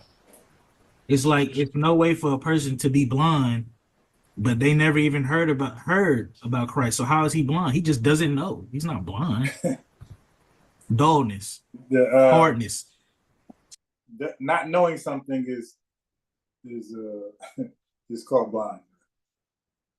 If you don't know something and you don't see something, it's similar, same thing.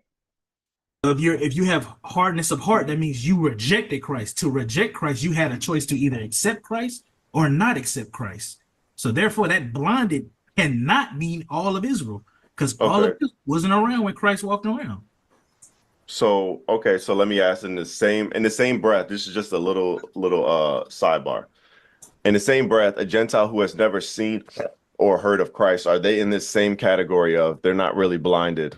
Like what happens to these people if they never see or hear Christ? Like let's say Israel. Let's start with Israel. If an Israelite never sees or hears of Christ, where do they go? What do you mean, where does he go? Like, will we make a judgment call and say he goes to hell or he goes to heaven? Like, where would he most likely go? I can't make a judgment because the brother hasn't even made a decision if he rejects Christ or accepts Christ. And then again, that would be up to God. That wouldn't be up to me. But based on the book, based on the text of what God tells us, who will and will not enter into the kingdom. If we're going based off the book, everybody is going to be a time where everybody's going to hear about Christ. So therefore, if everybody's going to hear about Christ, that means they had a choice to either reject Christ or accept Christ. Okay. All right.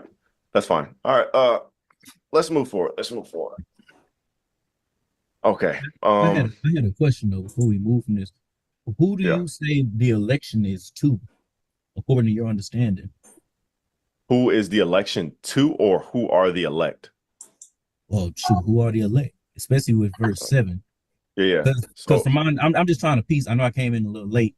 I'm trying to piece here. So you believe verse 7 is all of Israel, including the elect, or it's a separate elect that includes the Gentiles? So it's speaking about Israel. So it says, "What then? Israel hath not obtained that which he seeketh for." So the overall subject in verse 7 is Israel. And he says, "But the election of Israel has obtained it, and the rest of Israel were blinded." The rest just literally means everybody else inside of this category of Israel that's not elect. They were blinded. And it doesn't speak about whether they heard the truth or not, which is interesting because I thought, sidebar, I thought you guys believed in predestination, maybe a different form of predestination. We could definitely talk about that another time. But yeah, that's my view on it.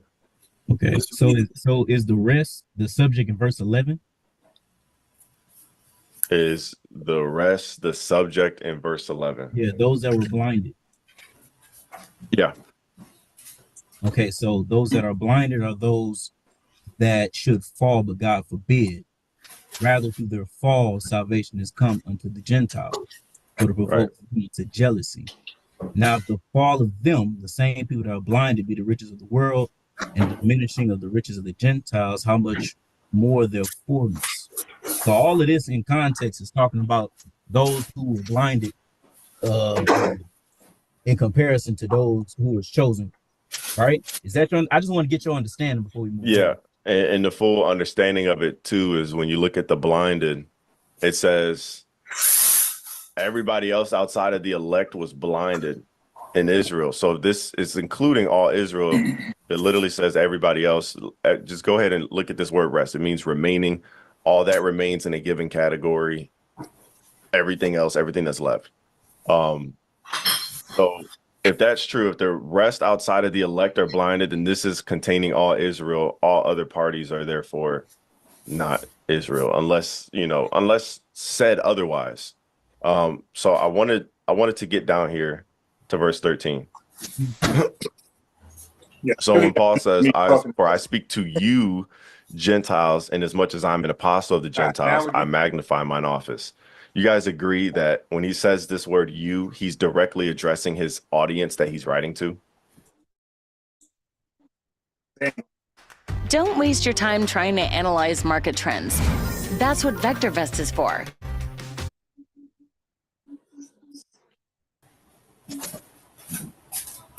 Right? You guys agree down here to verse 13. So when Paul says, I speak to you, Gentiles, and as much as I'm an apostle of the Gentiles, I magnify mine office. You guys agree that when he says this word you, he's directly addressing his audience that he's writing to? Right? Okay. Yeah. So when he uses, let me just read the next verse. If by any means I may provoke to emulation them which are my flesh and might save some of them. When he uses this word them, this is denoting people outside of his audience, correct?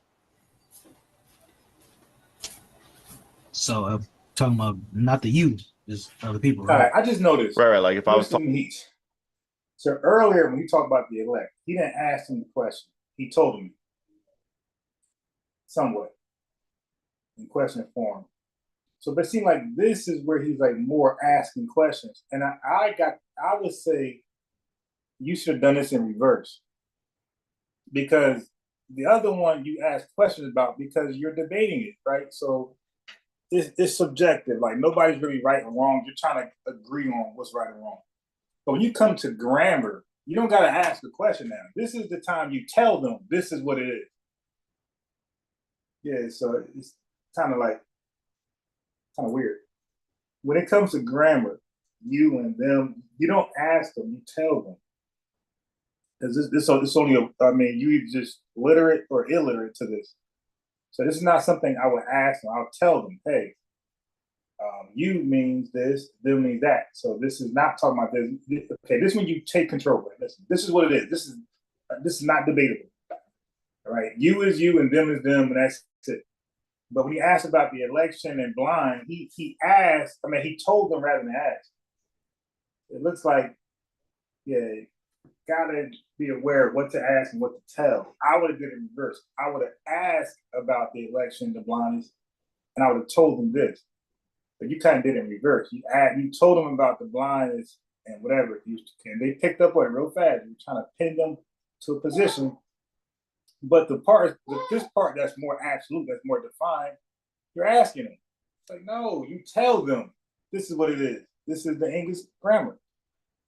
Talking to you, and I said, hey, Oz, do you want to go and we can go play my team and hoop with them? Clearly, I'm not talking to my team, them. That would be outside of me and you conversation, right? That's fine, yeah. Okay. So you guys agree with that when he says them, that's outside of his audience, the Gentiles? Well, that's why I asked you, who did you believe the context was talking about? The them there is still in relation to those who were blinded. Okay. Which our understanding is the elders of Israel on that. That is our understanding. Okay. Now, that's why I'm trying to say, what is your understanding? It has to be all of Israel. It encompasses more. No. The blinded are not all of Israel. The blinded are everybody else in Israel outside of the elect. Maybe please. No. Give me some time. Give me some time here.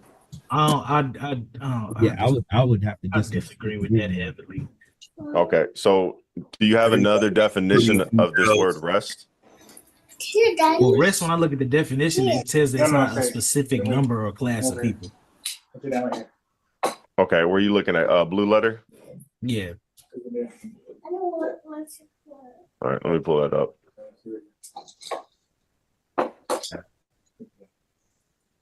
It says the rest who are not of the specific class or number. Right. The rest who are not of the specific class. The specific class is Israel. So rest, everybody else is using the same word as we would use it.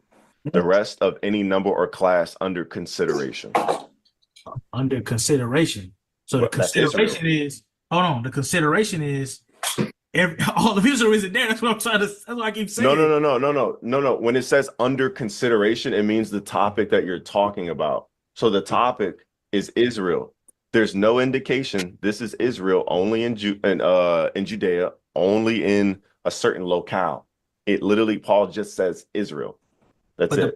The problem is if you're saying, so just the rest of Israel, period, are blind and rejected Christ. Outside of the elect, correct. That's what Paul says. That's just really just not true.